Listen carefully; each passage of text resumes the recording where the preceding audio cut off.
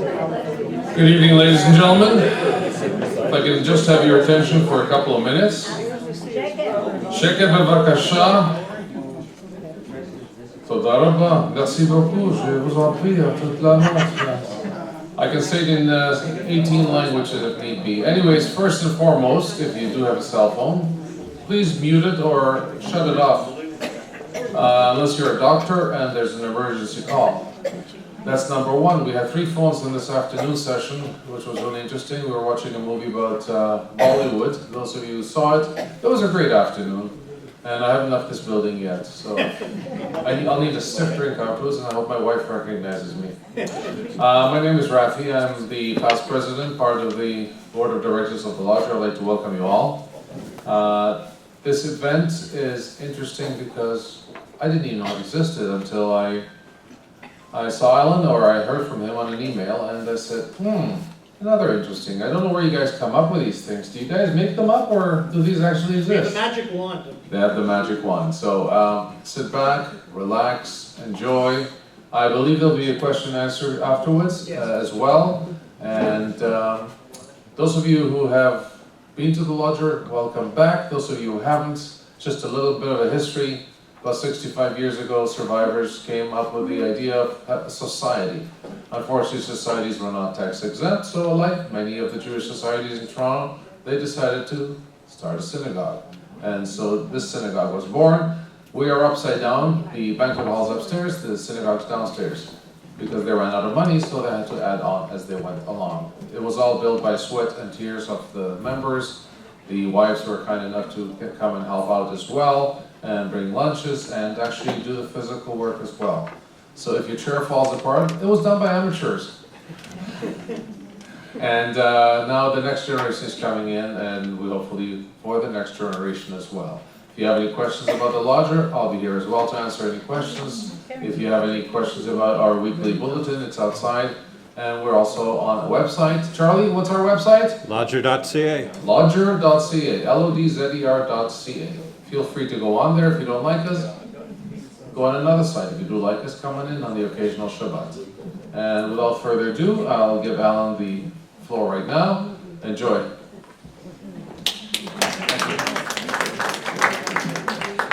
I always have fun with this microphone, so just making sure everyone can hear me. Yes, we're good? All right.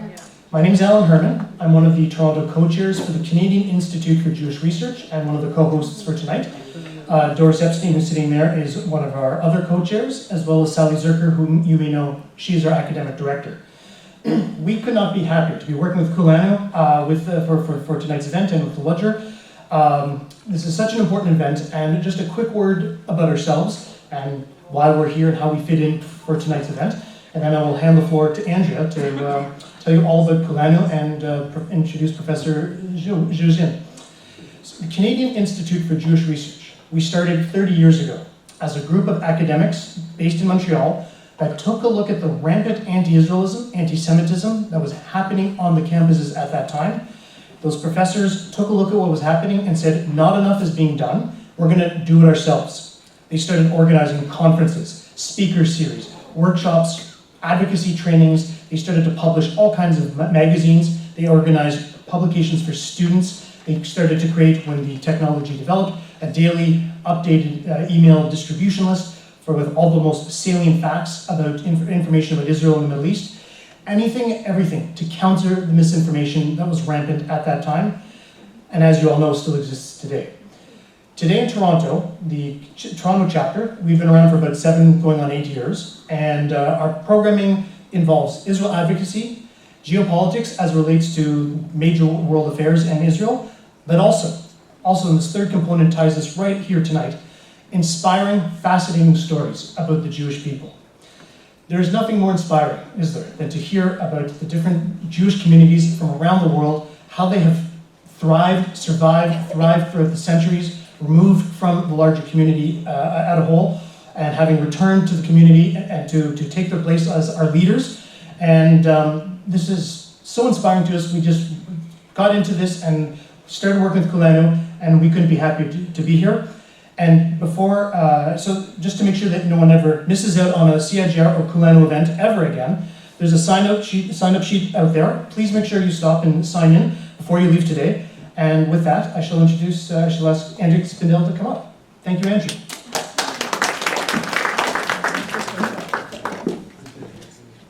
Thank you, Alan, and also thank you, Rafi, for welcoming us so much. Let me tell you just a few things about Kulano Canada, and then I'll introduce the program tonight. Kulano Canada was founded in 2014. We are officially registered as the Canadian Friends of Kulano because for over 40 years there's been an organization in the US working with dispersed, isolated, almost lost and forgotten communities of Jewish life all over the world.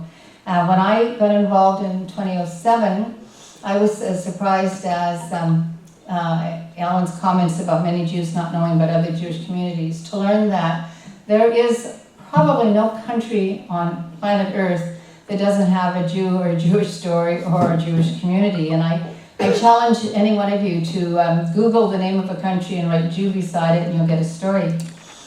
So the Kulano Canada came into being to work along with the US group to help these dispersed communities, isolated communities, to connect with mainstream Jewish life.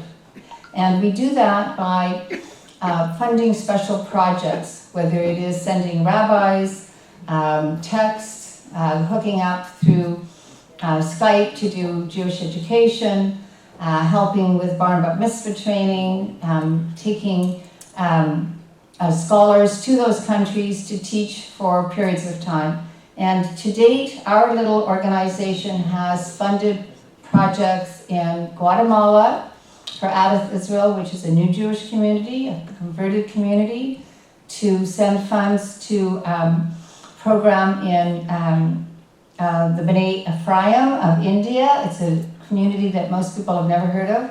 We had a wonderful program we were part of this afternoon about Bollywood and the Jewish connection to the creation of the Indian film industry. And while we learned about 2 or 3 Indian Jewish communities, there are 2 others that most people don't know about. And one is the B'nai Ephraim, which is 120 families in Southeast India and Andhra Pradesh that are really just barely surviving. And we have sent funds to that community.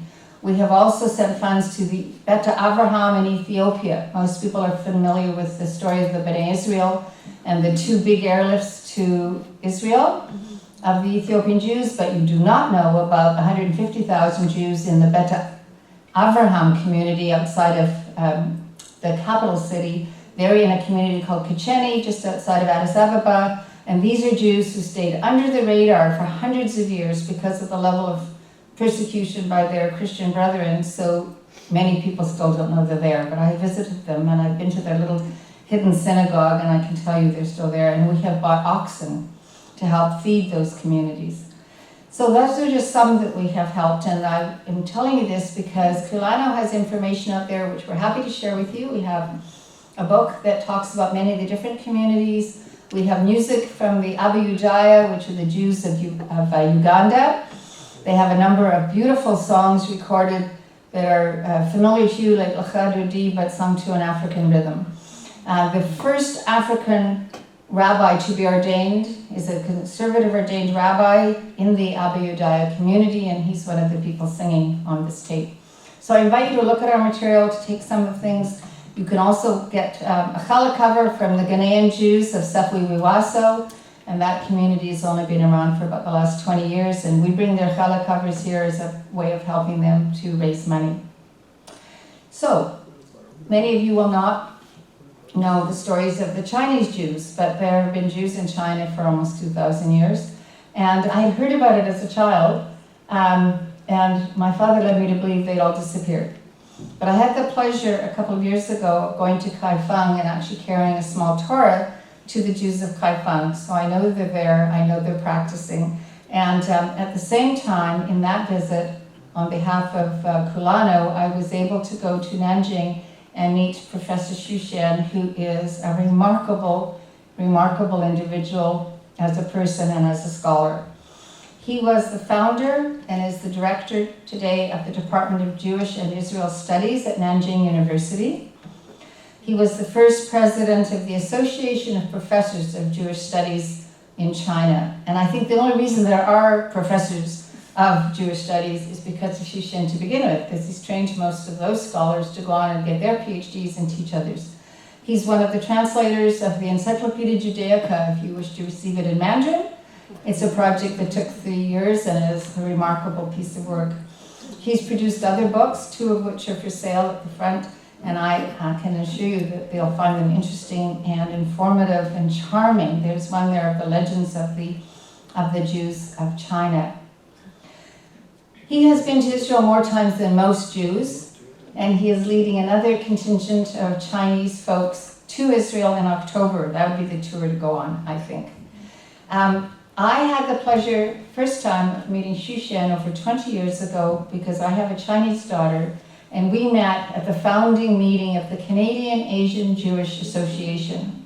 And I'm happy to say that I've known him since then, and I'm thrilled that he's here to join us tonight, Professor Xu Xin.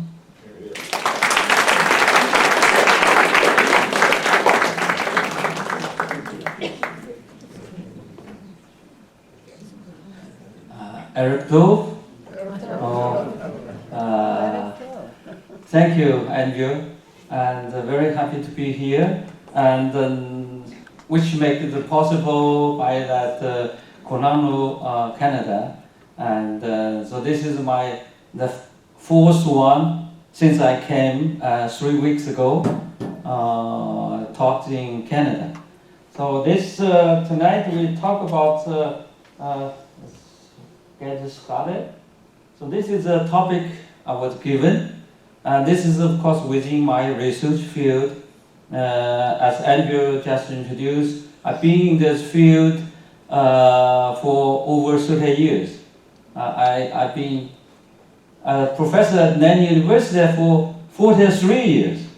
I'm not a young man anymore. I'm in my 70s. So that's a long time ago. But anyway, today we're going to take this opportunity to talk about Chinese policy towards Judaism. Okay, what does it mean? I prepared a kind of abstract to let you know what I'm going to cover. Because China is the only country in the Far East in which Jews have continuously lived for over 1,000 years. What, if any, has been official policies of China towards Jews and their religious practice? So this is something question. This talk intends to give an overall examination of Chinese policy from historic perspective towards Jews and Judaism. So that's chiefly what I'm going to do. And of course, I have to clarify Chinese Judaism. Here we use Chinese Judaism refer to the religious practice and the life of those Jews who have lived in China or are now living in China. It covers not Jews in Canada, not Jews elsewhere, but dealing with Jews in China. Because Chinese religious policy actually dealing with religions in China, not religion in the world. So there were lots of misunderstandings why China don't now recognize Judaism. There's no question of recognize. But the point is, today there were no Chinese as Chinese Jews. You see, later we'll cover it this different way, but today we have to admit no Chinese or as practice Judaism in mainland China. You see, so that policy will not cover this way. However, you see, in this talk, we do talk about what Chinese policy towards Jews or Judaism, especially those people who are in China. The background, we have to understand that China, to begin with, is more or less a secular culture, secular country. You see, this is different from Judaism or Jewish people. Though we believe there are many things in common between Chinese and Jewish. You see, there are many things in common. But one of the major differences is Jewish culture or civilization more or less focus on Judaism. Judaism is core part of Jewish civilization, if we could use that word. But Chinese culture is more or less secular. When Western people would say, how about Confucianism? It is, Confucianism is the older West civilization in China, but Confucianism never deal with religion, as a matter of fact. Confucius himself always said, I don't care about deity, because I have not energy to dealing with human society. So Confucianism really talk about relationship between or among human beings. So this doesn't cover religion. When Confucianism become a teaching of China, the country more or less we consider it's a secular country. This is very, very important because of this. So religion never plays a leading role in Chinese society, except that Taoism. All other major religions in China now are imported, not originally from China. For instance, in China we have Buddhism, which originally came from India.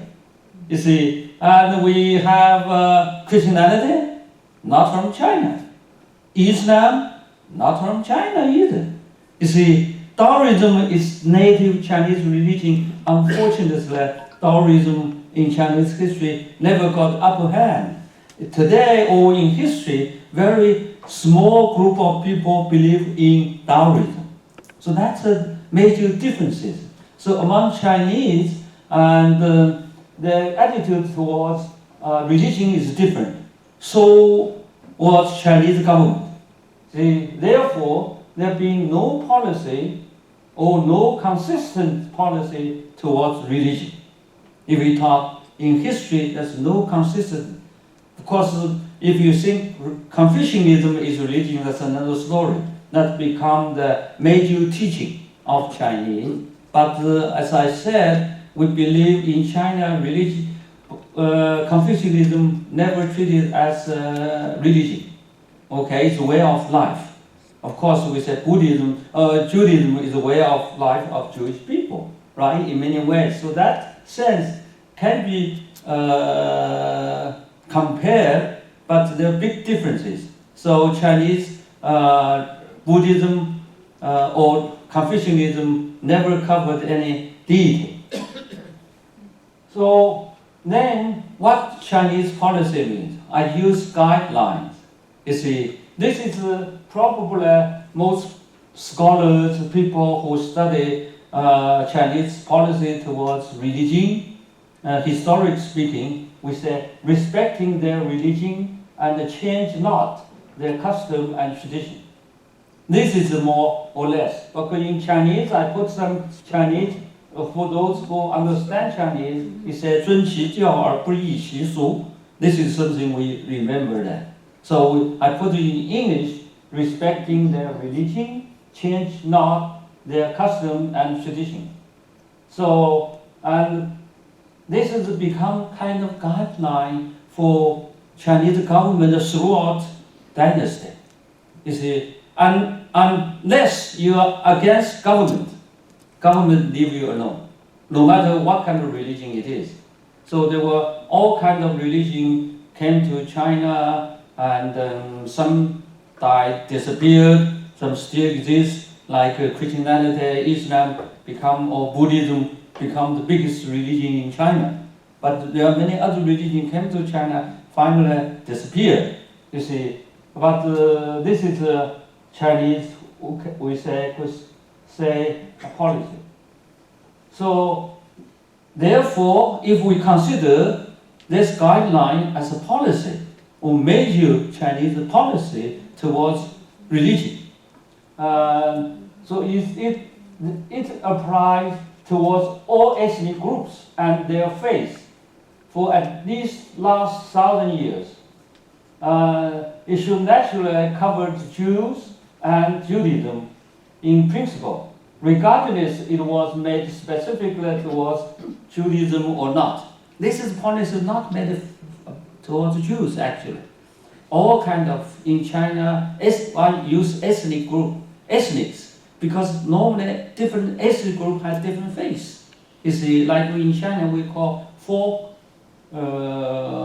religion, or really popular religion practiced by people, especially a different ethnic group.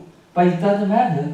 That policy respecting the religion, change not their custom and tradition, is a policy. You see, so towards Jews, we should do this in this way. Next, I'm going to analyze this in different ways.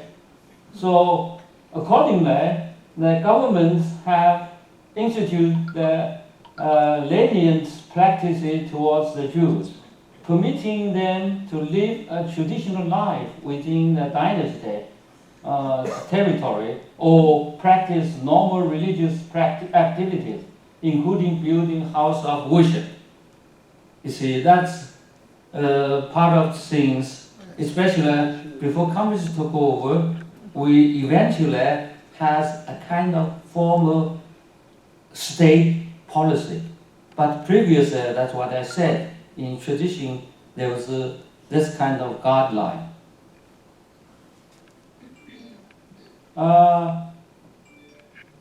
That's why I believe one would find out without too many difficulties when examining history that the liberal policy, as I said, was well reflected in the case of Kaifeng Jewry.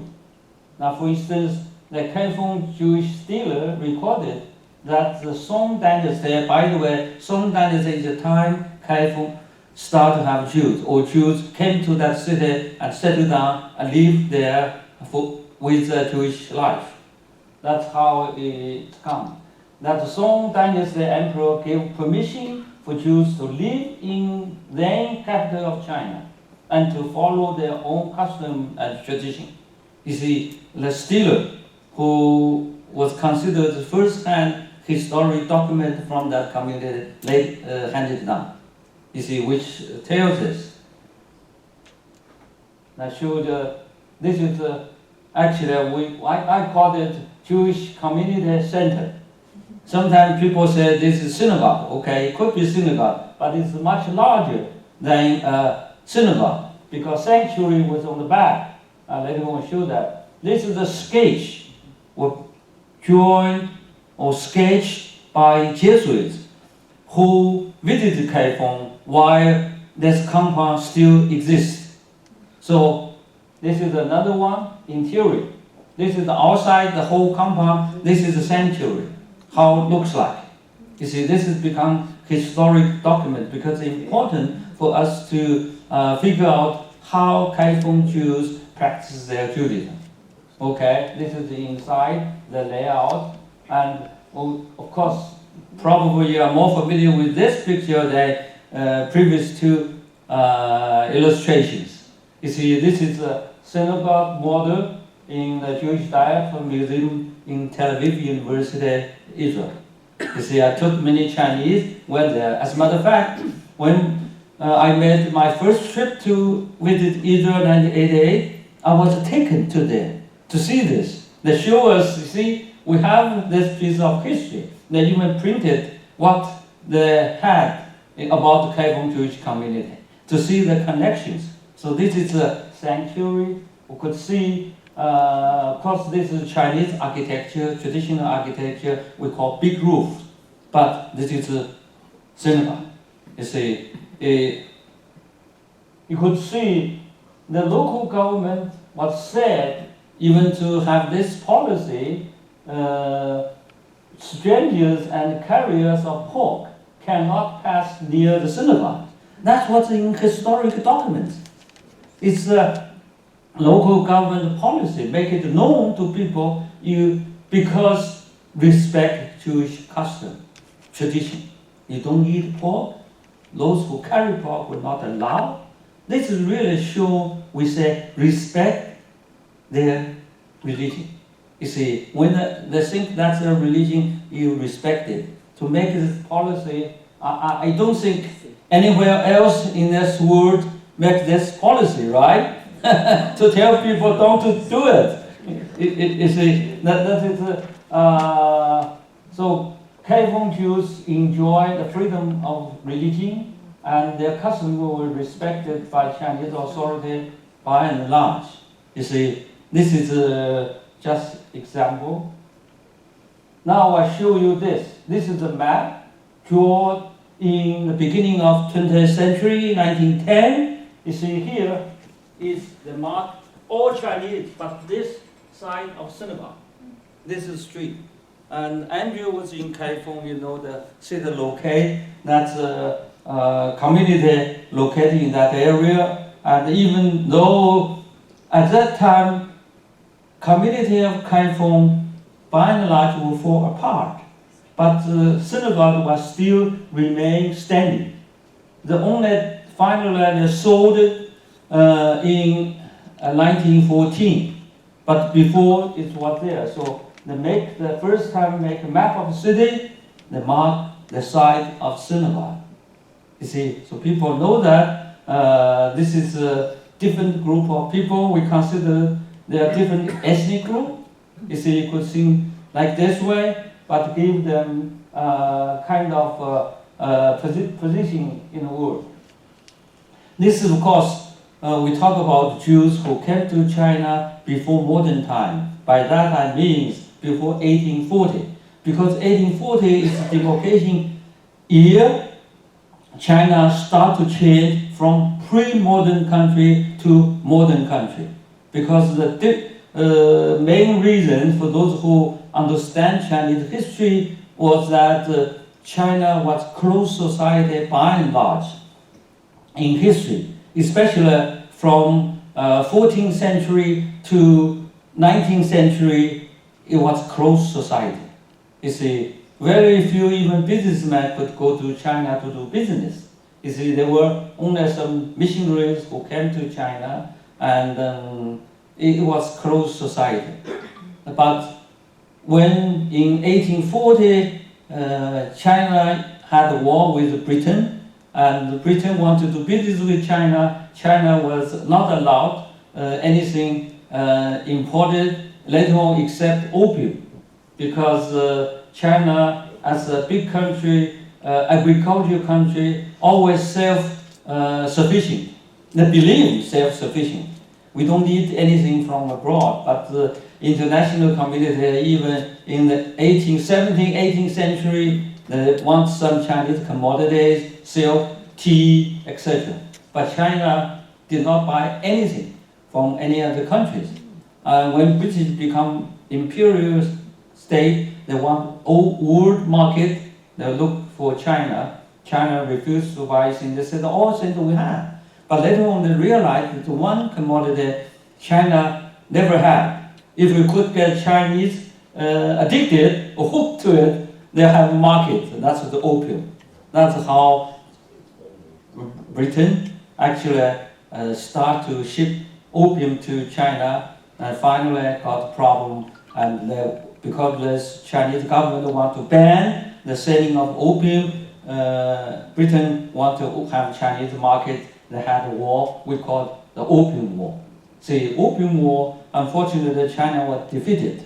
And then as the consequences was that China had to open store for first British to do business with China, then all other Western powers, and they followed.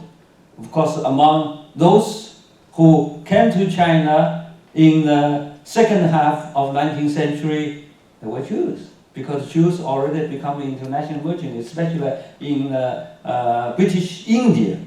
You see, the Sassoon family, a lot of Jewish family from Baghdad, and already moved because of persecution. They moved from Baghdad to India, worked under a British Indian company. You see, so when British Indian company looking for China, the market open Chinese door, they went to China too. So those Jews come to China. China has another group of Jews. They have to deal with this, right? This is become the policy, what we call Chinese policy.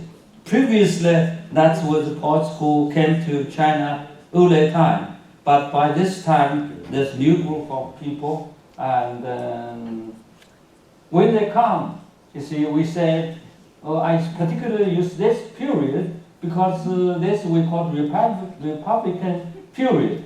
It's the period when Chiang Kai-shek in power.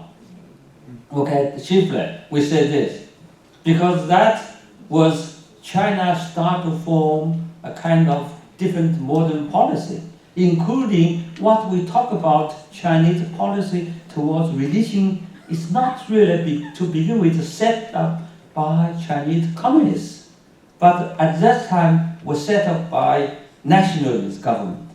Oh, today we say Chiang Kai-shek's government, though Chiang Kai-shek came to power 10 years later, but that's kind of process determines the policy. But in any case, so during that period of time, over 40,000 Jews came to China. Of course, many I use West Asia. You see, means back then and today's like Palestinian, Egypt, all these Jews who came to China from that region, or Semitic Jews in a way, came to China. And also we have Jews from Europe. Europe means Eastern Europe. Eastern Europe being like Russian, Tsars Russian, and later on during the Holocaust, Jewish refugees, about 20,000 went to China, survived the Holocaust. So this is how it means, all this group of people, okay? So when they come, what's the carry Chinese authorities or government carry out the same relaxing policy towards Jews and religion. Jews received permission to stay, to establish organizations, and to build synagogue or Jewish life, including religious life, and that's how chiefly we look at that issue. That's why those who've been to China see many buildings today like this. This is in Harbin. You see, we use this because Ashkenazi Jews who went to Harbin, this is the synagogue they built in 1909, completed. You see, so this is building still there. You see, today was renovated in a way. So that's with permission, were able to purchase land to build a synagogue. Today it may become difficult, but at that time it's easy. Not one, this one in Harbin, and one in many more in Shanghai, in Hong Kong, in Tianjin, in Qingdao. Many Chinese cities had Jews living in society. So this is another look, original way to look at it, from different perspective.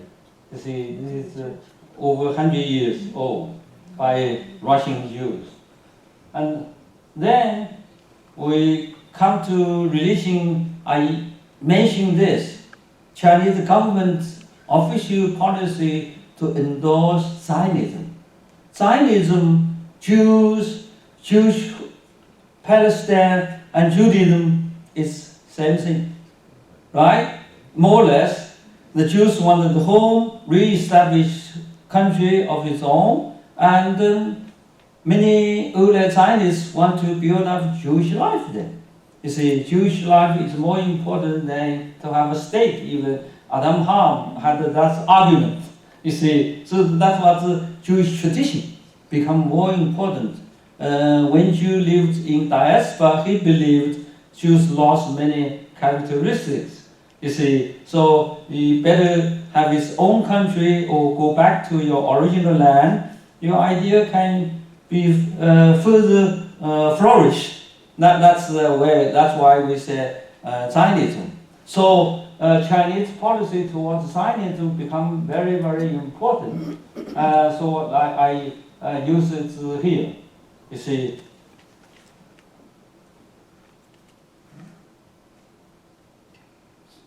The example is the Chinese modern father or father of modern China, Dr. Xu Xin, makes specific statement to support Zionist movement when he was contacted by those Jews or to be more exact, Sephardic Jews who were in Shanghai to do business, and wrote him a letter, informed him about Balfour Declaration.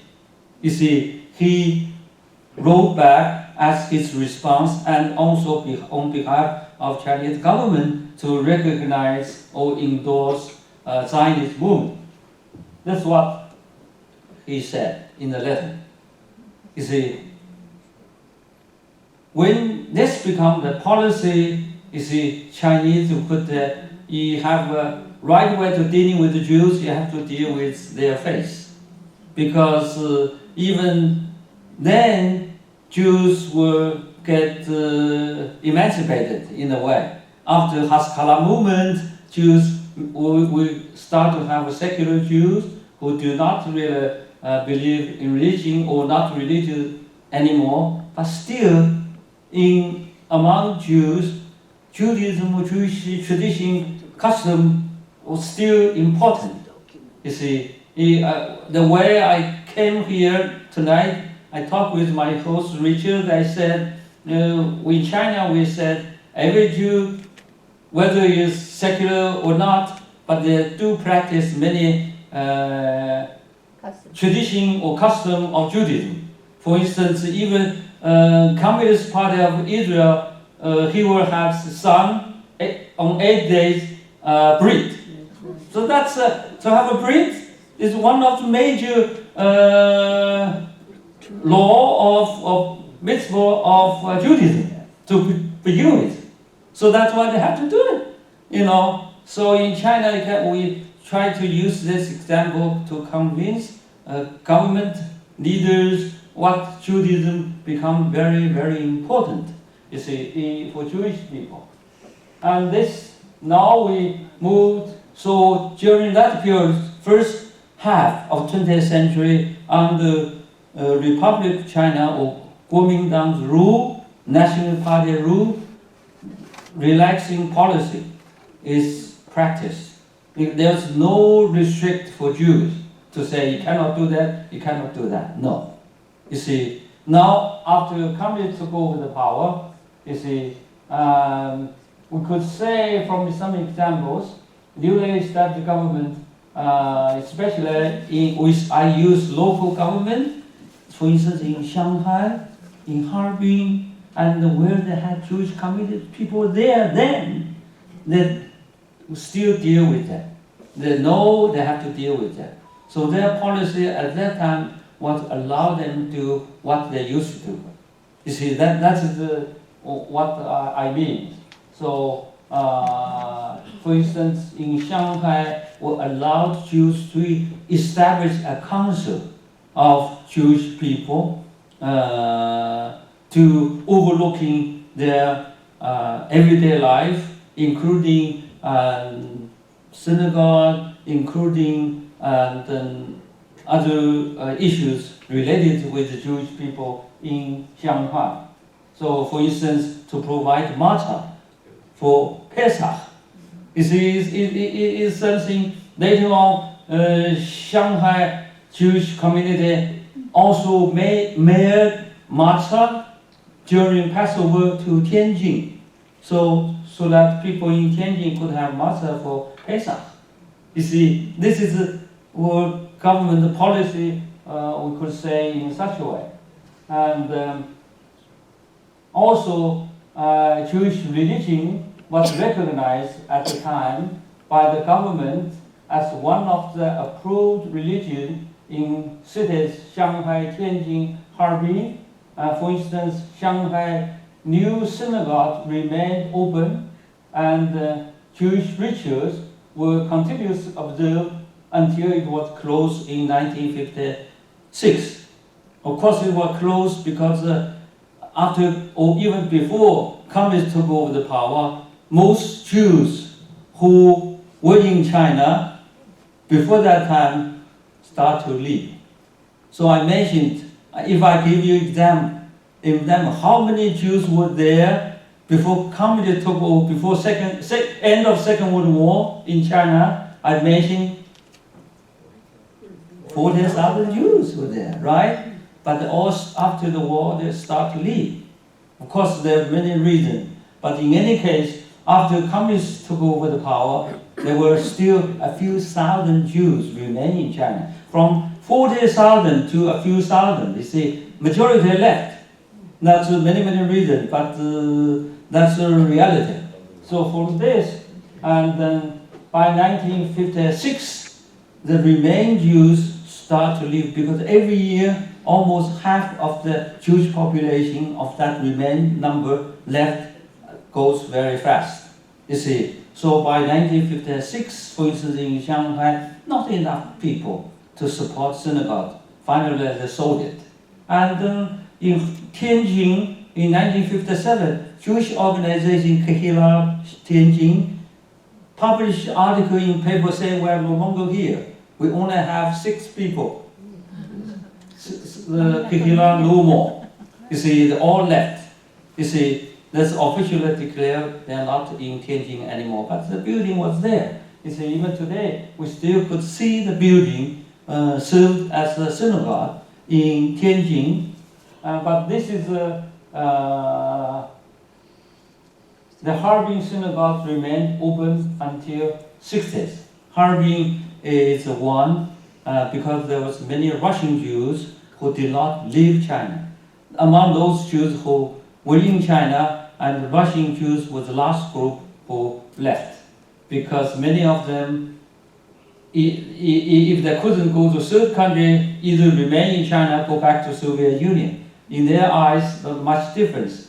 The big difference in China, they don't experience any anti-Semitism. You see, other than that, all communist rule. So they remain. But unfortunately, in the beginning of 1960s, China and Russia were disputed and openly.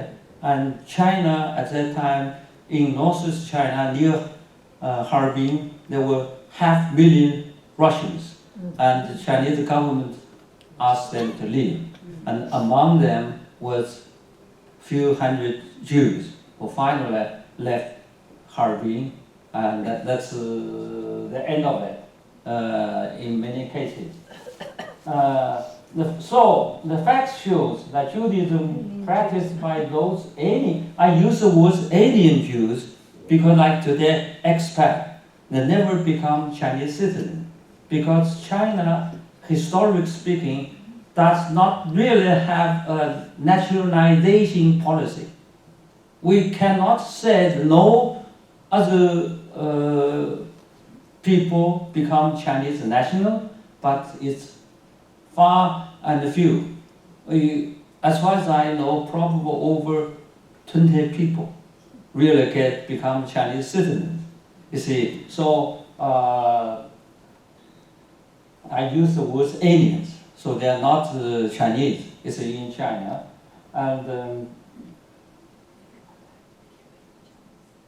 so because of this, Judaism never listed in China as a religion in China.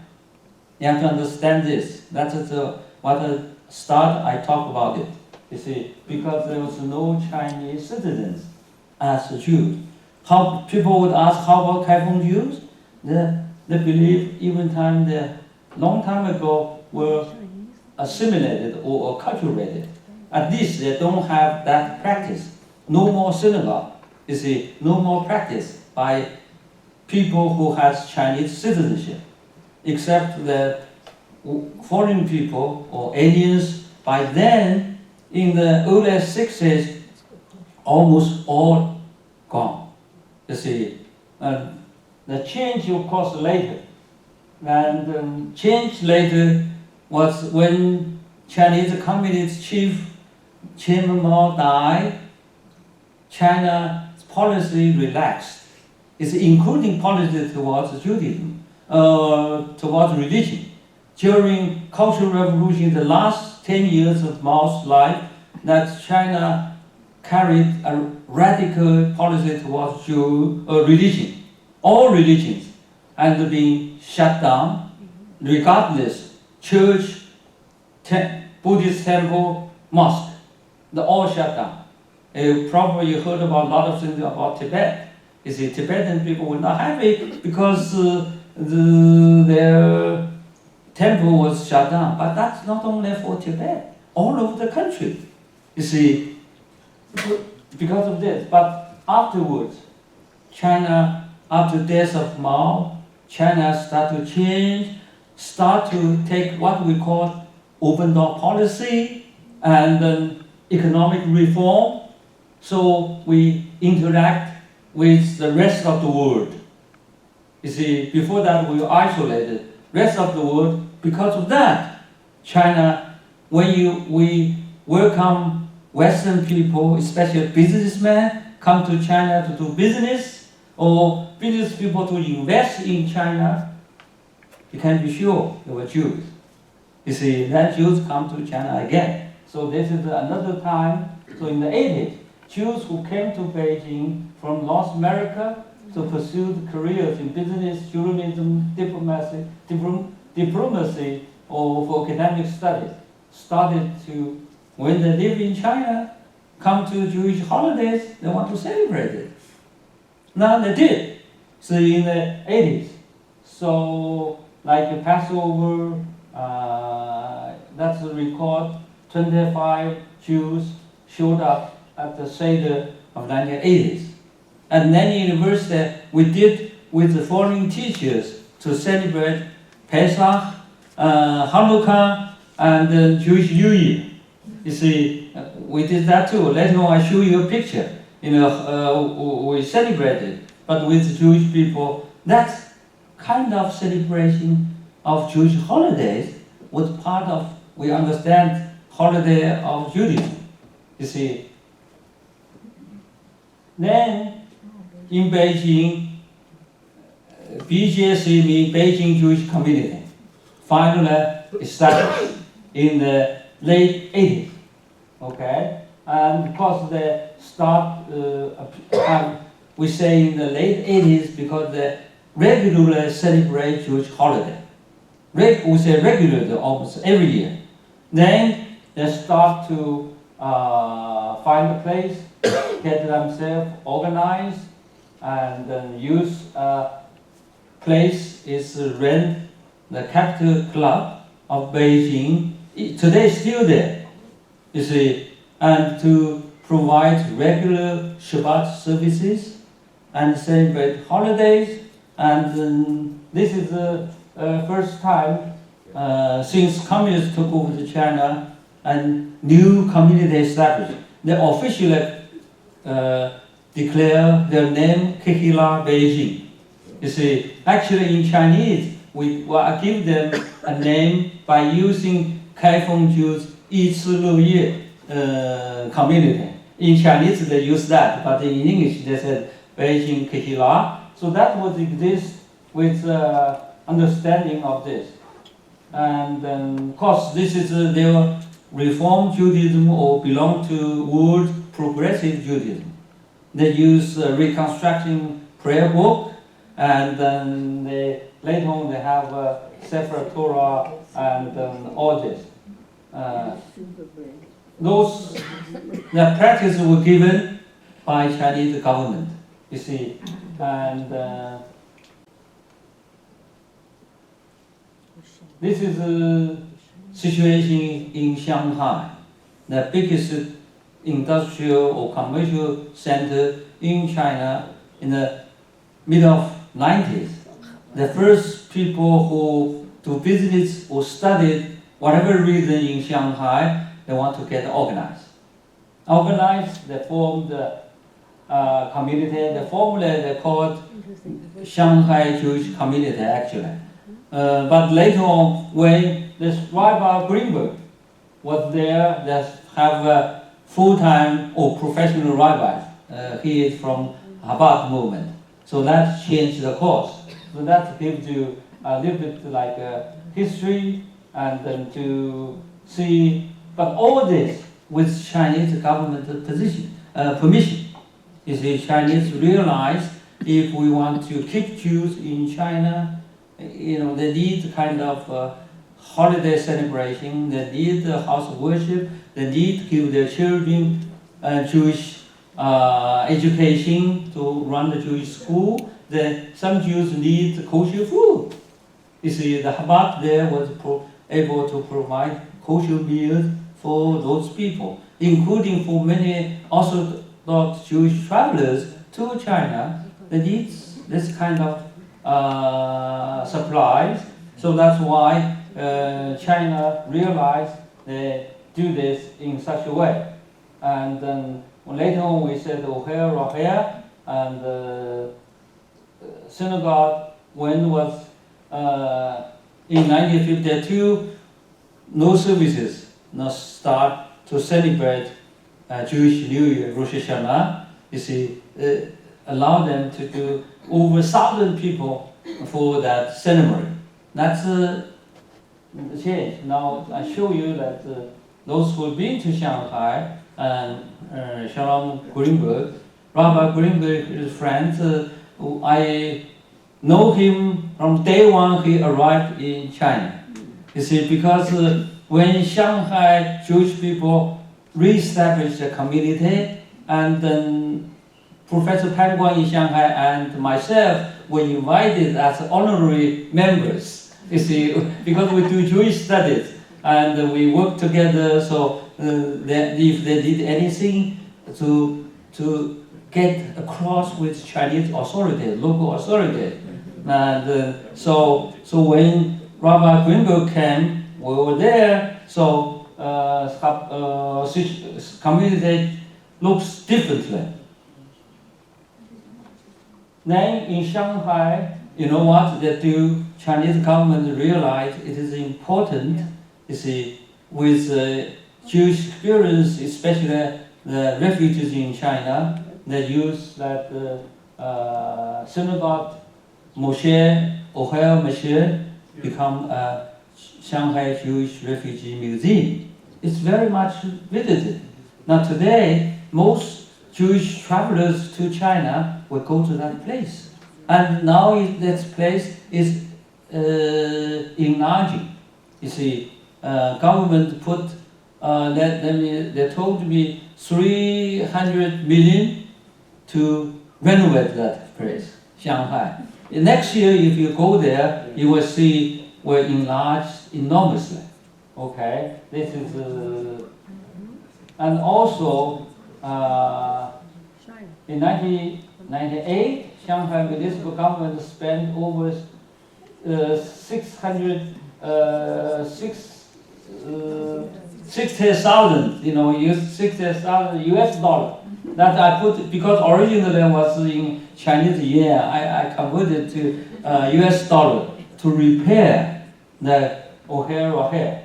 And in order for the visit of President Clinton to visit China, you see, and they understand this important because after 1989 Tiananmen issue, United States presidents did not visit China for 10 years. China wants to improve relations with Israel, so Chinese President Jiang Zemin visited America, finally being invited. Visit there, he invited President Clinton to visit China, but under the condition, President can visit any places he chooses. So Clinton's government chose O'Hare. He's not Jewish, but his government made that position. So China repaired O'Hare for his visit. You see, later on, after his visit, this O'Hare was open to Jewish communities. We hope government will return the access policy. I wrote a few papers for Chinese government about the policy, my suggestion. I said, after this we should give the return to Jews, let them run it at their cost. Otherwise we have to keep it. Why? You cannot do it otherwise. You have repaired it, and people know, and then, but so far Chinese policy is that allow Jewish community in Shanghai borrow it, case by case. To begin with, it's very interesting. They allow Jews to celebrate Rosh Hashanah. but not Yom Kippur. The reason they believe Yom Kippur is a religious holiday. Rosh Hashanah, every people have for New Year. You see, that's funny. You know, we later when we talked to them, we said the Jews don't make this differentiation, but that happened. But anyway, you see the changes. You see, gradually, it takes time. Now, later on, I show you some other activities. It happened at the Ohio Rahel, you see. And so when Rabbi Greenberg got permission to work in Shanghai, it's not easy. It's rare case because generally speaking, China not allow foreign priests or religious people to do religion in China. No Catholics or Protestant was recognized that you cannot invite priests to come to conduct services in China all year round. No. But with Judaism, because they understand. You see, in China you couldn't find it Chinese rabbi. And then also Jews do not try to convert other Chinese to Judaism. So that's how permission was given. It's very important, significant towards Judaism. You see, when they understand, this has become the policy, especially in Shanghai, later on in Harbin, some other places. Of course, new development is Chabad house was established. Very influential. Actually, Rabbi Greenberg was from Chabad house, but in Beijing, this Rabbi Simon Freud was there in 2001. I still remember he made a phone call to me from Beijing. He said, Professor Xu, hey, I'm Rabbi Simon. I'm in Beijing. You come to Beijing, come to my office. You know, and at that time we also bring Jewish tools to in China. In Beijing, we always take them to reform Beijing Kehila. So he wants people to go there. Later on, we went there because if they want kosher food, that's a place to get a kosher food. And join the Shabbat services on Saturday. So that's how he came. You see. Now he came to change and raise money, and with permission, they built a center, you see, and including open Danish kosher restaurant in Beijing. You see, look at this building. This is the Bet Yaakov Chabad house in Beijing, huge, in a park. You see, they got permission to get this land. You see. It's a big permission. You see, that it shows when Chinese government allow Jews to build a center like this. Actually, they call it Chabad house, but inside the synagogue, and look at Danish kosher restaurant. They put the kosher restaurant here. You see. Yeah, now they do this in Beijing, Chabad, bread. You see, this is Rabbi Simon. Yeah, he was pretty young when he first arrived. Now they're over almost 20 years. You see, 2001 and now almost 20 years. But in my mind, those people were not Chinese, but when they were sent there, they're determined to work there in their lifetime. You see, seems to me. You see, Rabbi Greenberg, for instance, when he first came with his wife, no children, but now he has 4 children. I joke him all made in China. Yeah. This is, do you understand this? You see, this is for bridge and wedding. This is Beijing Chabad Orthodox wedding. You see, there was reformed kind of study. I didn't show the picture. So as Jews now in more Chinese cities, there were many more Jewish communities actually established in China chiefly by Chabad rabbi, because you need someone can involve himself full time. All other businessmen, Jews in China, they couldn't do it. They need someone. You see, so Chabad make it possible. So now we could say all these places in China, already 10 Chabad houses in China. In the city, there were never Jews before, like Yiwu, right? To do business, commodities, all kind of commodities, shopping center, and there were big Jewish community merchants. They have Yiwu, Shenzhen, next to Hong Kong, they have Chabad house. Now in Sichuan, Chengdu, they have one. You see, and this is except the middle one actually, who was Lev Xiong, who played the important role, the head of Chabad house in Hong Kong. All people he sent to China. The rest 6 were all sent by him. You see, so that's why I said Chabad Xu Xin of China. Okay, then another issue is many buildings used by Jews restored it, especially they put a plate to tell Chinese its history of this building. It's the way Chinese policy towards Jews and Judaism. Okay, this is I think it's very important, and this is we show the wedding in Ohel Rahel. You see, that's a big building. You see, the daughter was actually a current president of Shanghai Jewish community, Maurice. He was a French Jew, speak French. Actually, he came to China from Morocco with a French passport. He formed another center. That center became a French-speaking center. You see, so in Shanghai there were 3. One, Rabbi Greenberg, and one in Pudong, new area, that center. That center was run by his brother. He brought his brother family here. His brother, Abraham Greenberg, just unbelievable.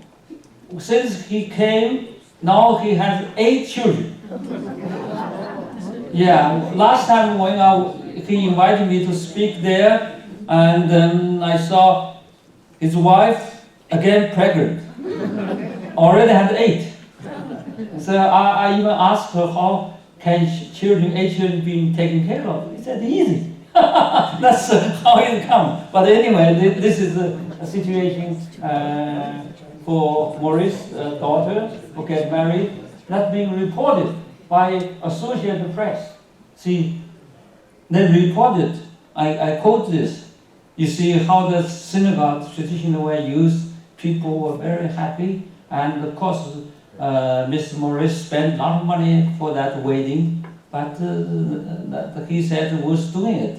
It's because it's within 50 years. There were, 60 years actually. There was any Jewish wedding held in historic building in Ohel Rahel. Okay. And now in Shanghai, you see Sephardic chief rabbi in Shanghai, that's one. You see, I don't know any of you know him. I met him in Shanghai when he was there for that event. Later on I met him in Israel. So, you see, this is now Jewish life. It's become regular. Okay. This one. Now even more. Holiday. It's celebrated. It's a big way. Look, on the square. So this is the Jewish life. That's, we say, has a lot to do with Chinese policy. They understand what Jewish people, they give permission to do it. You see, in publicly or among themselves. Now in Shanghai, they even built a mikveh. Never had a mikveh. They built this because the ritual bath is important. We have a community, and actually this one I communicate with them because they ask why they did this. I told Chinese authorities why ritual baths are important, especially for women. You know, if you have a regular life, they need to have this. And then finally, they allow them to dig, because they purchase the place, you dig to build something additional. You see, it's not easy. You see, so this is how it happened.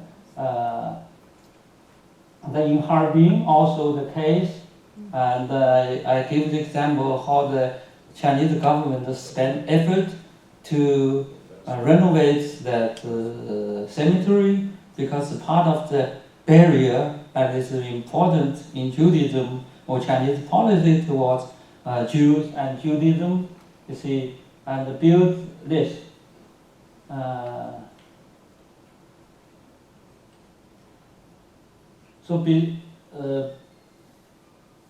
Cemetery, we see the main synagogue totally renovated, and schools restored, and then there's a square. If you go there, there's a square decorated in a Jewish way. You see many Star of David.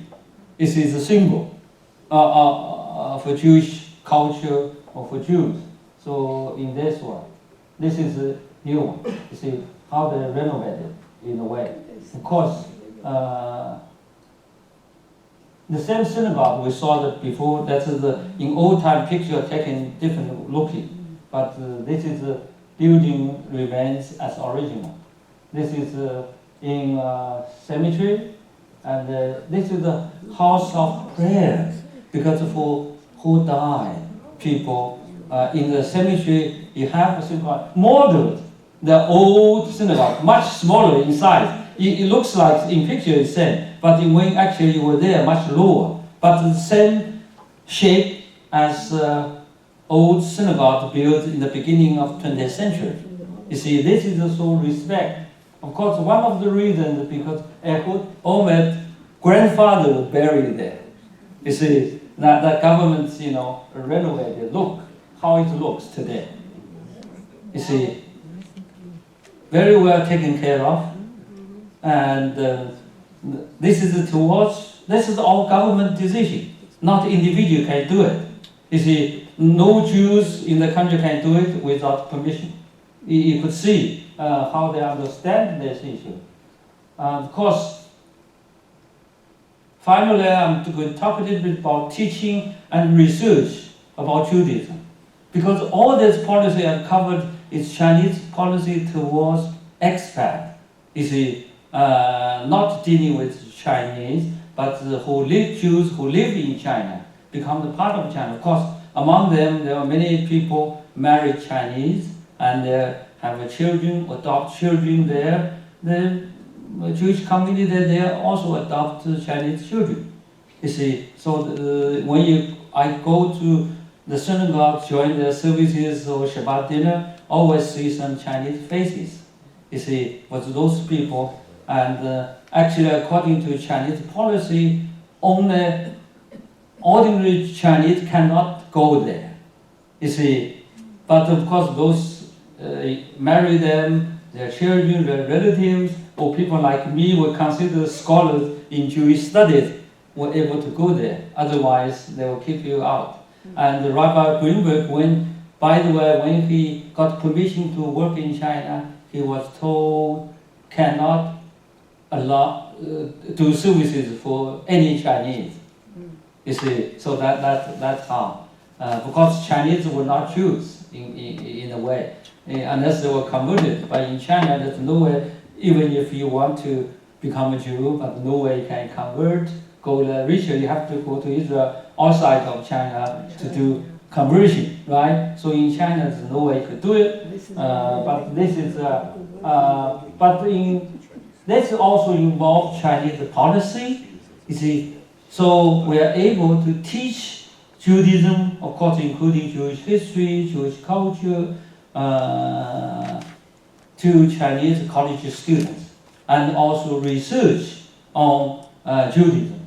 This is for the better understanding and also to give advice to Chinese government. I recall since I'm in that field, I have written over 10 inside paper dealing with different kind of issues, which I come across or people talk to me, want me to let Chinese leader know. I write a paper, I have a channel to send it through. You see, all this. And this is in our institute. You see, our students, and we have 2 Israeli Nobel laureates from Technion come to. Actually, this is one example that we keep inviting Jewish scholars. Some Jewish scholars work on Judaism actually, and come to teach, give lectures in our university. You see the background, we do it. You see, and this is all related with Judaism. So the symbols of Judaism. You see, people have a look at this. You see, that the students try to. We have our students were required to understand or tell us each what's this, what's the function related with the Jewish life. You see, this is the way we teach. See, then we do this holiday. You see, because this is also permissible to do it. For our students, we invite Jews in Nanjing City, either students or those who teach there, who work there, to join us together. We celebrate this way so that the student could get some concrete idea what Jewish life or Judaism means. You see, this is what we do. So this is now we have a whole army. This is all my students. We have other professors who have students too. You see, quite a few among them become full professors now. I can tell you, you see, this one became full professor 8 years ago, and this one, top one, full professor. He become full professor and also deputy dean of Henan University in Judaism. All this, you see, this is from work in Tianjin. All this other MS student, but PhD student, most become teachers who teach to cover Judaism. You see, this is the one to do, and also we run seminar exhibits. You could see there's a seminar. In this is a really historic picture, because in the 90s, when I started to establish Center for Jewish Studies, I started to teach at Nanjing University, but I learned most universities in China never teach them. I had contact with those who teach world history, they never cover Jewish history, and those who teach Western civilization, world civilization, never mention Jews or Hebraic study. But the reason is when they were students, they never learned. That's true. When they never learn, how could they involved in their teaching? So I discussed with them if we run seminar and invite you to come, and after you learn, are you willing to include it into your established courses at the various universities? The response was positive. That's why I invite those people, except 2, those from Graz University, who become the president now, or probably now retired. And this one from Ohio, and came to teach, and all others, you see, vice president of Zhengzhou University, the curator of Beijing Museum, all these people who come to study, and some of them even wrote a textbook including chapter about the Jewish civilization or Jewish religion, actually. You see, this is a workshop we did, and this is we invite scholars to come to give lectures, and this is we had exhibition about Jews in China. This professor is very well known in China who studied Silk Road, who knows Arabic, and he came to learn about this too, you see. And that's how things being done. And the publication is important. We see a few books and Encyclopedia Judaica Chinese Teaching. There's anti-Semitism, how and why, you see, and then history of Jewish culture. We give you a little bit more. Oh. Yeah, this is more. You see, all these books, Jewish topic related. Okay, this is many of them were dealing with what we call Judaism, Jewish belief, and also look at this, Avimus Thomas. You see, there were over 20 books, 10 volumes books covered this. You see, so this is American Judaism. It's already published over 10 years. You see. Okay, this is the final words, and then we say how China look at Judaism. This more or less reflects Chinese take the policy towards what Jews or Judaism in China. This is behind them. This is understanding to allow Chinese academia and to do Jewish studies. Thank you very much.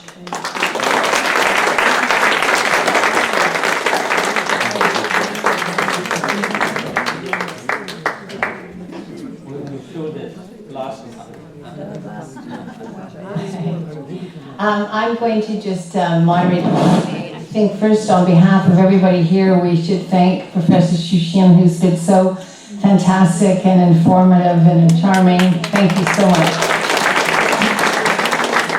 I'm sure you have many questions, so we'll start here with Doris. One at a time, and speak loudly, please. The big million-dollar question. You were already an established professor at the University of Nanking.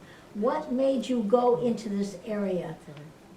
Well, I owe the gratitude to Jewish people because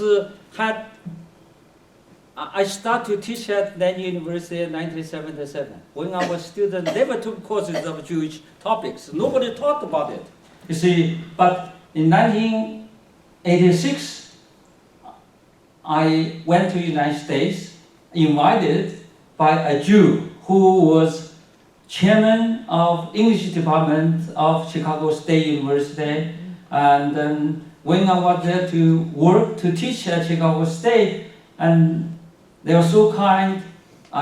Before I went there, I didn't have no email. Right later they said, I got permission to come and please find a place for me to stay. And this, when he and his wife meet me at O'Hare Airport, telling me in this country, you don't have anywhere else to live but their home.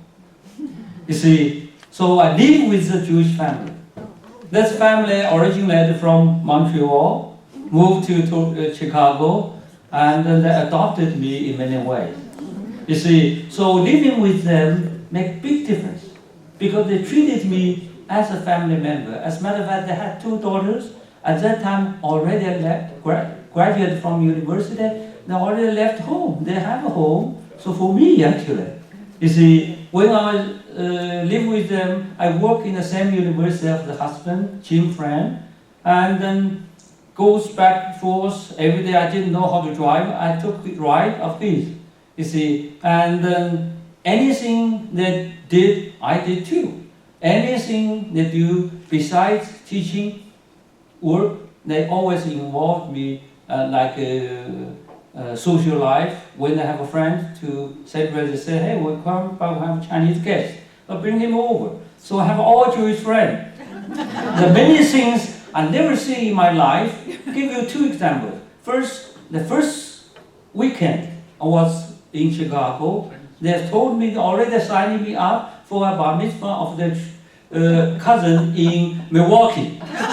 Or in Milwaukee, yes, in Milwaukee. So I had to learn more about what bar mitzvah means. Do I need to bring gifts? They said, well, if you could, bring a gift is nice. So I went there with them to see this. They all went to Brit, their daughter's Brit. I went to the wedding. I went to funeral, and also when they're called Reform Jews. For Shabbat services, they went to synagogue. They belong to a synagogue. I saw when they went, I went too, right? I observed all Jewish holidays from Rosh Hashanah to Purim, all with them. But later on they said, because of me, they went to synagogue more often than they used to. You see, I said, that's where I blame on them. You understand? You see, I mean, Jewish studies, because the contact with them, things observed, a lot of things touch the deep part of my heart. At that time, I really believe this is something China needs to know. Because the background is that when we start to teach, China start to change, but still a lot of things we believe, especially a young faculty member, 40, 35 years ago, need to change. China not only needs science, technology. At that time, we talk about modernization. Not like today, different way of talking. Modernization, China talk about to attract foreign investment. China did not have money. Not like today, you know. But as young academia at the university, we also believe China needs new idea. It was new idea I found among the Jewish people, and I believe if China wants to do business with the world, they have to understand this Jewish idea. You see, or whatever you say, Judaism, this is to touch me. When we see how they, for instance, give donations, I never thought I did. They were professor, I was professor too. You see, I never thought I could give donations. But they give it, they talk, well, they take it for granted, they said, so easy, they said, it's something everybody will do. And I was in their friend's family, when you have Shabbat services, they give the kids, younger kids, put coins into tzedakah box. They explained to us, they said, our tradition is to celebrate Jewish Shabbat with donations. That's something I never thought happened.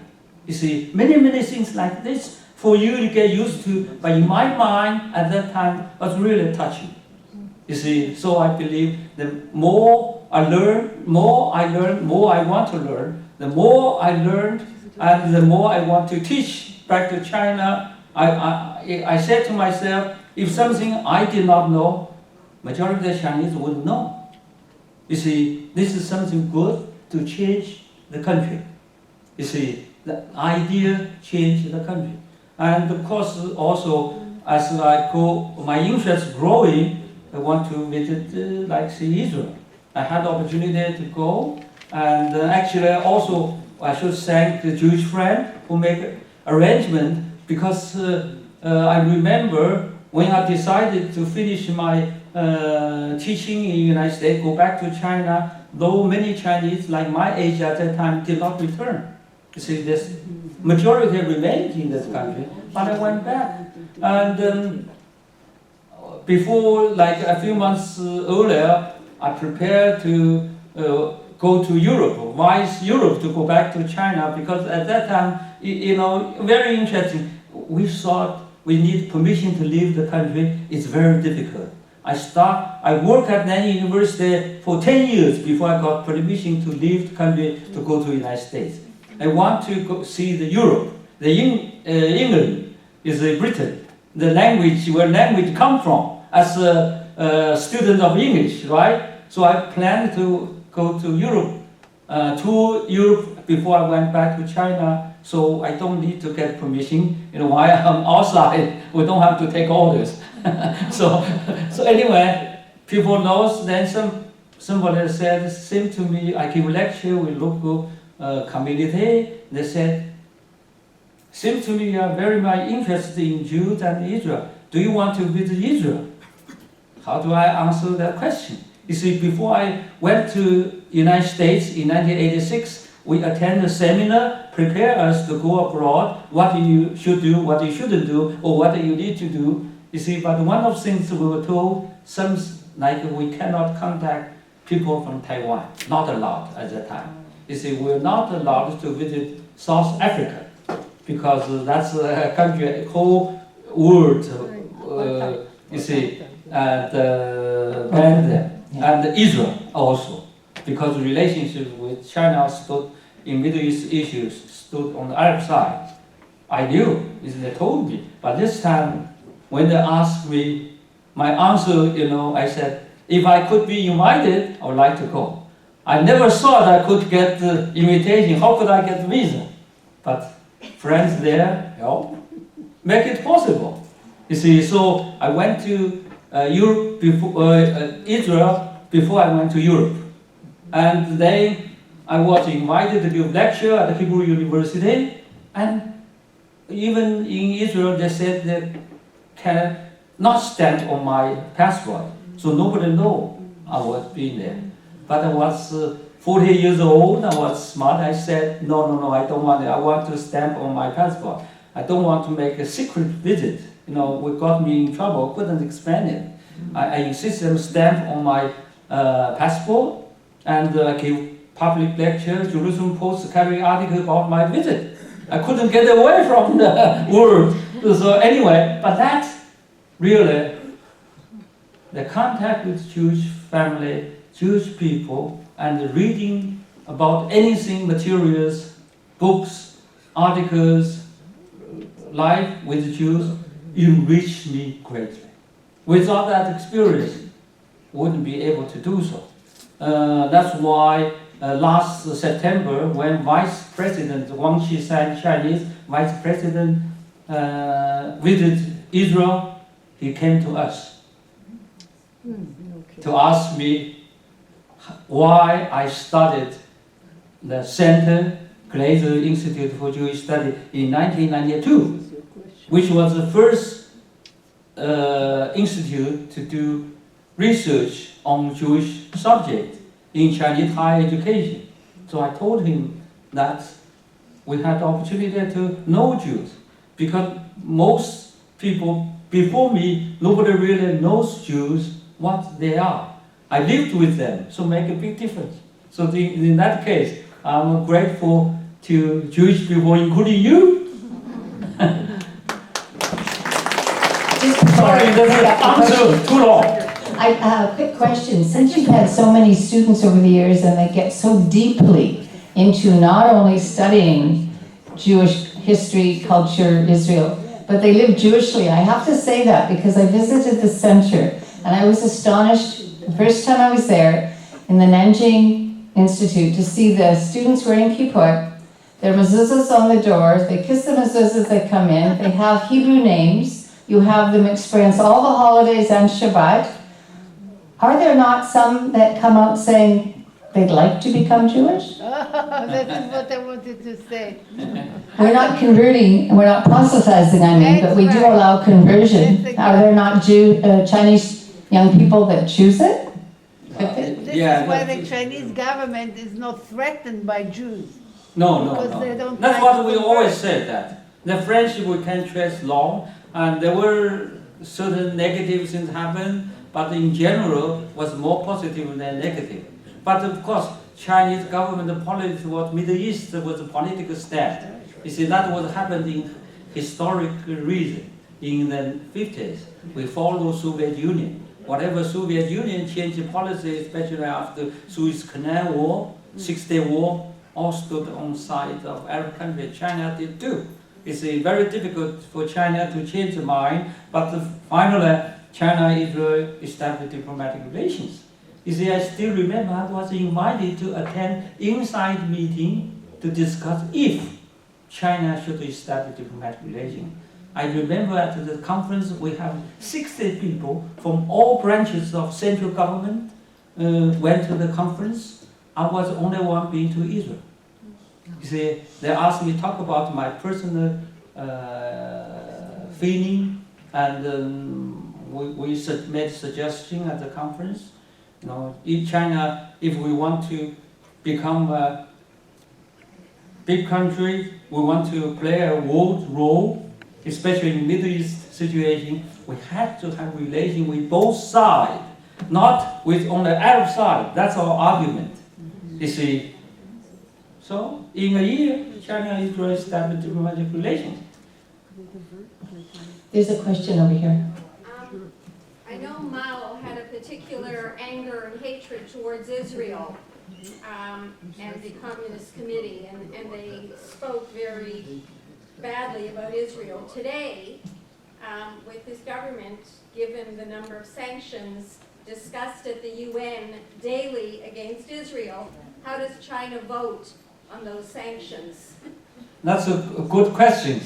Now this you have to understand, we totally understand this. You see, because I'm Vice President of China Middle East Study Association. Okay, we're dealing with this issue. I'm going back in 2 days in order to organize annual conference of Middle East study at my university. You see, and China now, after established diplomatic relations, especially in the last 20 years development, relationship become much better. In Middle East, politically speaking, we have to say Chinese government, when involved in any resolution in United Nations or UNESCO, for instance, we mostly vote pro-Arab countries, pro-Palestinians. Why? That's for sure. Why? Because they think there was weaker side. And also, historically speaking, we thought Jews were very aggressive. Now it's wrong, right? But they had that, and also China for its own interest, because when in those international organizations dealing with Chinese issues, who vote against us, who vote for us? You see, those Arab countries, African countries, mostly work for China. China had to work for them. That's the mentality. But that does not mean China and Israel will have bad relations.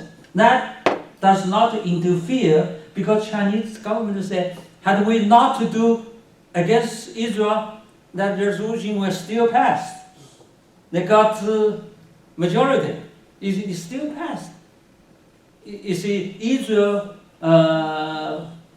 foreign policy, they understand Chinese way to do it.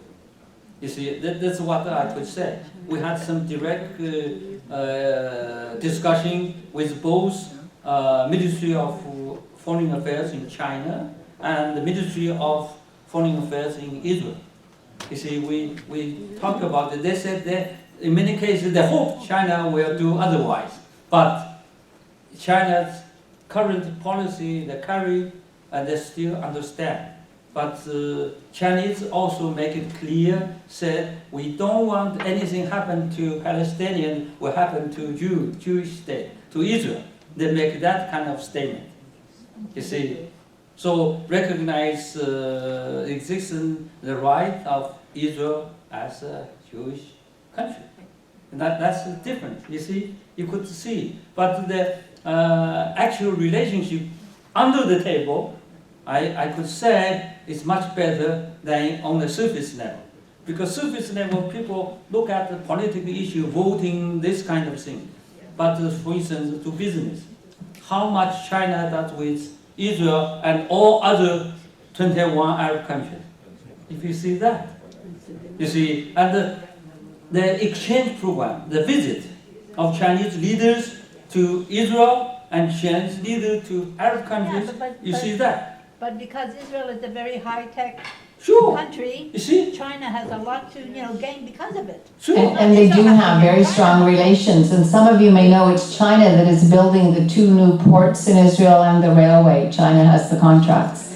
There's some concern in Israel that China is too big an Economic investor. interest is very important today. Yeah. But in the past, with the political stand, and China, sometimes Chinese have the culture, you don't forget what we call old friend.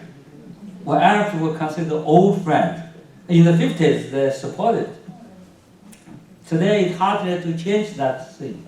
But that does not interfere with our relationship with Israel. And Israel already understands this. So they don't feel really bad. We feel bad. We think, we should do better. Now that's to be honest. Definitely. Xu Xin, there's a question here. Yes. You just mentioned the ports and the railway that's being built. I understand there could be American conflict now with the fact that these ports are being built and the fact that there's now a lot of electronics and special products that are being sold to China. I heard that somewhere along the line that the Americans are not happy with this new. Yeah, there are some concerns. I think it's a little beyond our conversation tonight. Actually, the relationship between China and Israel always has influential factors of Americans. Had there no this, China and Israel would have established relations at least 20 years earlier, I must say. But because this Americans' interest, of course, the relationship between Israel and United States is most important, and like the Falcon issue, they canceled the sale. But that was hurt Chinese. Chinese said Jews were in good reputation, keep contract. Why you don't implement it? The treaty signed with us. We also already paid. We already paid $300 million for 3 aircraft. They don't deliver. That's the Chinese president was shot on the table with Israel ambassador, who informed him cancellation of that deal. You see, that's there. But on the other hand, we said China had to understand Israel's position. When America said no, Israel dealing with foreign policy, harder for Israel to say yes. We still want to take a few other questions. That's another issue. Yeah. We watch it closely. We're going to ask Xu Xin to go back and make sure all switches around, right? Question, the gentleman in the back 1, 2, 3. first. Okay. 1, 2, 3. Okay. So you have it. Yeah, go ahead. I admire your dedication to studying Judaism and also the Jewish history. But I found your presentation, the policy of the government, quite disturbing, because it seems that the Jews in China are tolerated because they are foreigners. You said that the Chinese are not allowed to any services or anything like that. And if you know, Canada was also tolerated, but now we have a Canadian on the death row, the jailed Canadians in China. What is your opinion? Can something like that happen to the Jews who live in China now, if the relations between Israel and China sour, like in the case of Canada? I didn't catch. Okay, So let me just frame it, because I think I understand. That's the question. If China is as fickle as it appears to be, having a very strong and positive relation with Canada, and then on the basis of Canadian action, as you know, taking the situation with Meng Wanzhou, her extradition, so seriously that 2 Canadians have been arrested, could China turn as quickly against the Jews or as easily if something with Israel doesn't please them? Are the Jews in China, the non-Chinese Jews, at risk? Could they find themselves in a vulnerable position? Right? Well, that's what we call political retaliation. We don't know. That's harder to imagine that would happen. Because number one, I don't think Israel will do something. Even Israel do something, they will not do American Jews from Canada. They will not, politically, they will not do it. And that's I believe. Yeah. Because to some extent, my personal feeling in the last 20 years, I've involved in many activities. I've been invited to Beijing for all kinds of conferences, open or close the door.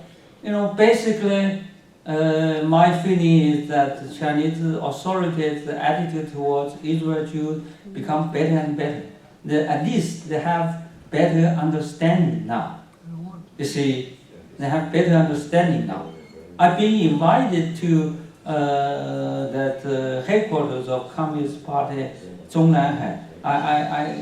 They asked me some questions like personal opinions to prepare, especially Chinese leaders, premier, vice president to visit Israel. You know, they want to ask questions. You know, from the way we say report to them or answer their questions, and the feeling is that they have a much better understanding now.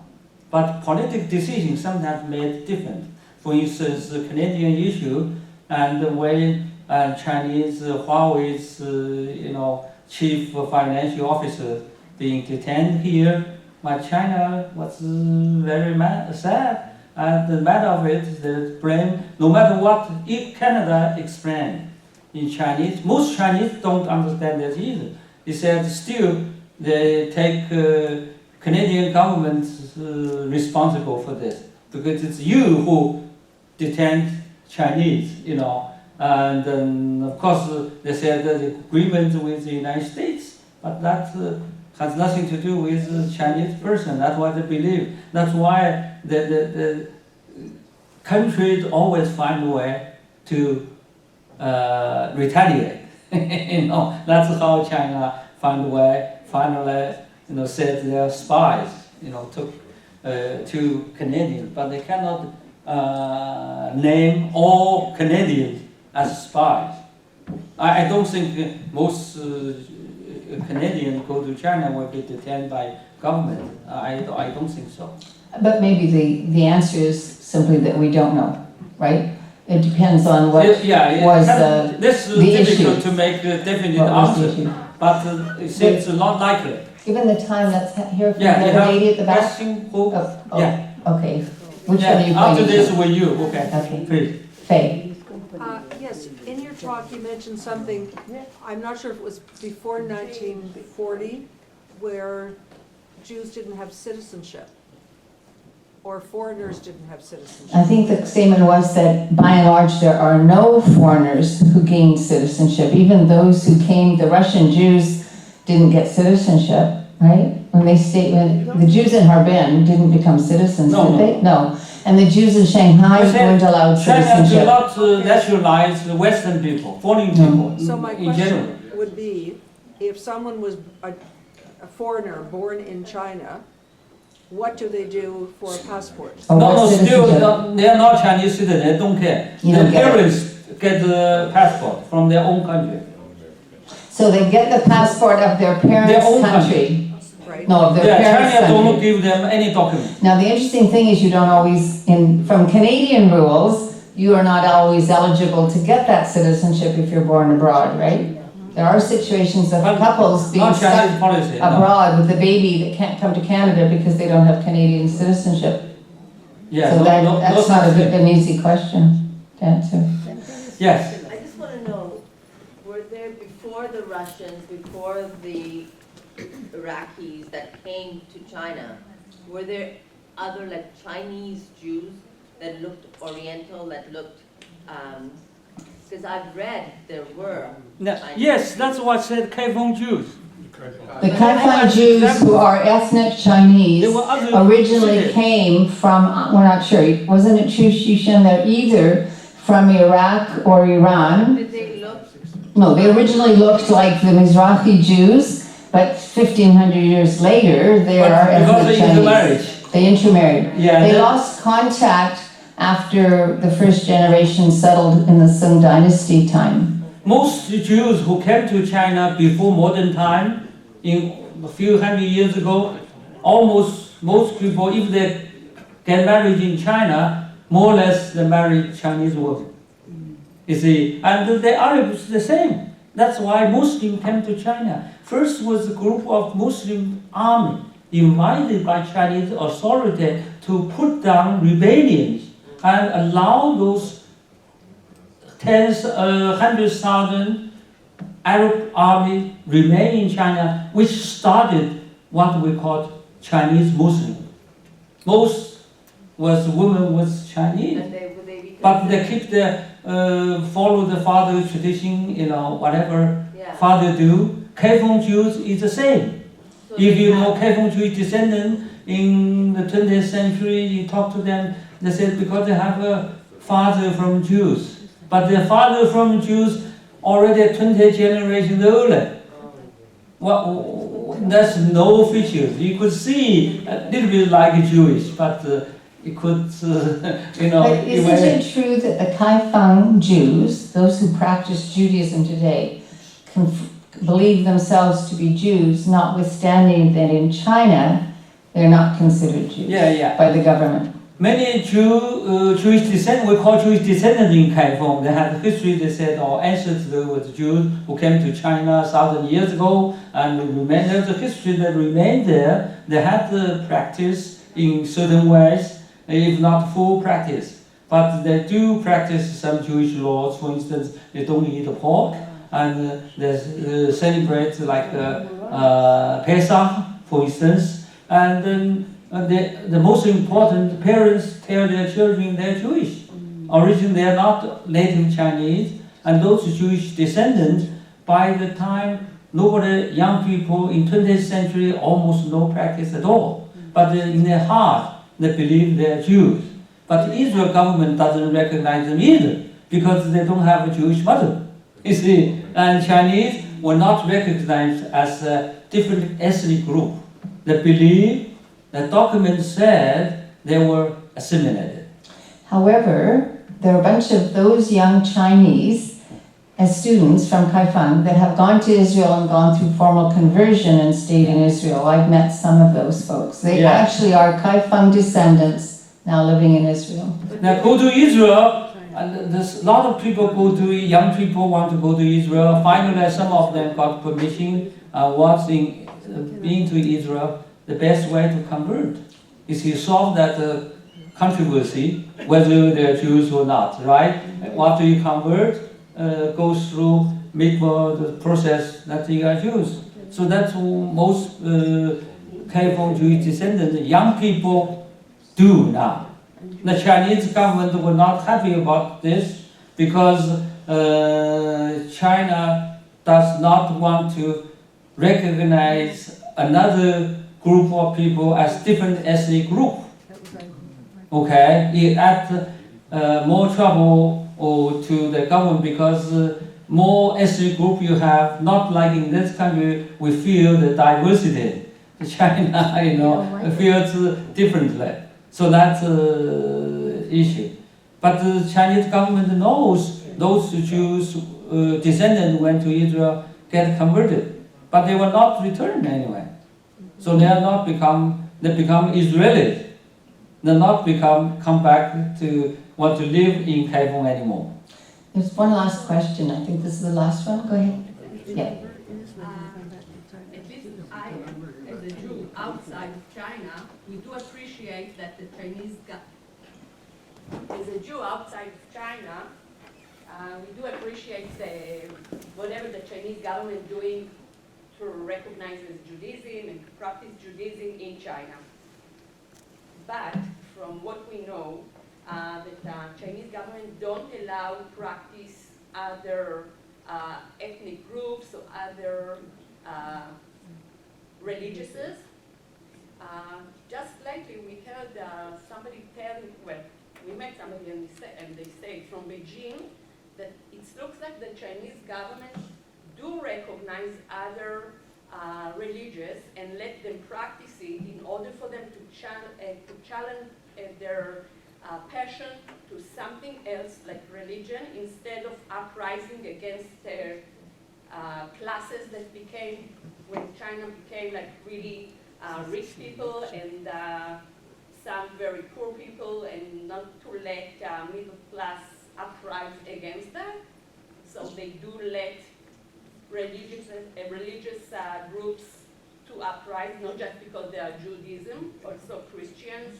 If any people uprising against the government, definitely they will be in trouble in any country. And so that's for sure. But China, give you example, not only say there's no point for Chinese government to recognize Judaism, because if there's no Chinese Jews, they don't practice, that's not their business. For instance, Baha'i religion. China never said they recognize Baha'i religion. It is there because Chinese know Baha'i believers. Yeah. You see, if there's a Chinese Baha'i believers and there was a large number of people, then it comes to the question whether China should recognize or not. So for Judaism, it's the same situation. You see, unless there were a large group of Jews. But today we talk about all this expat. You see, so they still understand, they give permission for them to do. Otherwise, if like Christians, all Christians group, there were many Western people who are Christian, but they cannot form their community. They were not allowed to invite priests to come to their community to serve. The difference is for Judaism, Jewish people, those low Chabad, they give permission, they know their rabbis, relative to their main job is dealing with Jewish life. Why do they permit the Chabad? Not Chabad, any Jews happen to be. Not other They happen to be. Because no other rabbi want to live in China except Chabad. Come and take residence. Why rabbi? Why not a priest? Why do they allow a rabbi? Rabbis, because they know Jews need this kind of life. Many Jews, secular Jews, even have a life. It's a Jewish life, celebrate Jewish holidays, keep kosher, and then for their children's education. Otherwise, they will send their children back to Israel, United States to study when they were a certain age. So when Chabad there run school, pre-elementary school education, and then this is they understand. If we want to keep Jews, that's what opinion we gave to Chinese government, to tell the Jews. We said if we want to keep Jews in China to do business, and you need to allow them create community, like in many Western countries, you have a Chinatown. So there's a hidden agenda. You have a Chinatown. Well, it sounds like the Jews made the best case, is what it sounds like to me. We made a strong case, and it was represented by Xu That's what Xin. we could suggest in this way. Like we suggest government to give back the O'Hara to Jewish people in Shanghai. You see, but now for some reason they want to rent to them without charging anything, but rather than keep money to maintain it. So, but they believe once they give to Jews, we cannot do anything about it. Now they could say yes or no. Once they give to you, you have no say. I guess that's the reason. I'm going to, I see people are leaving. We And remind you, after all, China is still a communist country.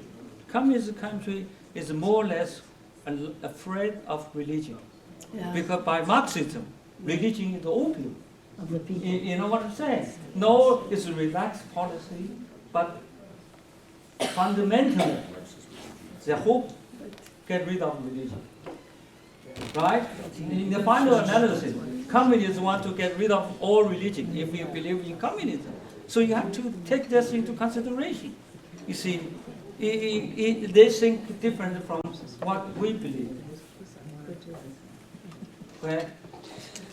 Sorry, I want you all for a very special yeah, I thank come you. here because I have a hearing problem. That's a sign of old age. It looks young, but I need this. Otherwise, I couldn't hear properly. If any of you are thinking of visiting China, make sure you contact Xu Xin before you go and you'll have an amazing experience. Thank you for coming, and I hope you'll join us again at the next program. Thank you, everybody. Thanks.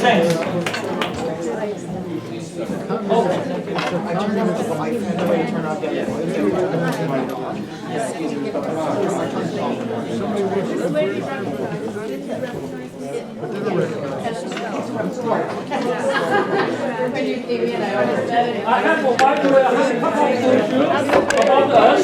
Those I don't know who to give. Shalom.